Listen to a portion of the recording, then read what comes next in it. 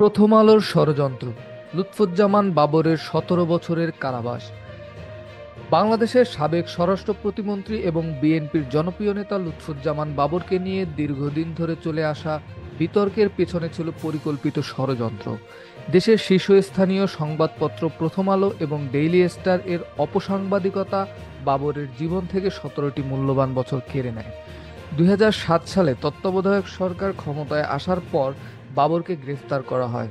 তার বিরুদ্ধে ২১শে আগস্ট গ্রেনেড হামলা, ১০ ট্রাক অস্ত্র মামলা এবং পুলিশের নিয়োগ দুর্নীতিসহ একাধিক অভিযোগ আনা হয়। তবে সাম্প্রতিক সময়ে আদালত বাবরের বিরুদ্ধে আনীত অভিযোগগুলোকে ভিত্তিহীন ও কাল্পনিক বলে রায় দিয়েছে। বাবরের মুক্তির পর তিনি স্পষ্ট করে জানিয়েছেন, তাকে রাজনৈতিকভাবে হেয় করতে এবং বিএনপিকে দুর্বল করতে প্রথম আলো ষড়যন্ত্রমূলকভাবে মিথ্যা খবর প্রচার করেছে। বিশেষ করে বিতর্কিত সাংবাদিক টিপু সুলতানের প্রতিবেদনে বাবরকে দোষী প্রমাণের চেষ্টা করা হয়। এদিকে রাজনৈতিক বিশ্লেষকরা বলছেন, ২০০৭-৮ সালে 1-11 সরকারের সময় প্রথম আলো ও ডেইলি স্টার যেভাবে বিএনপির নেতাদের বিরুদ্ধে প্রচারণা চালিয়েছে তা বাংলাদেশের রাজনৈতিক ইতিহাসে বিরল।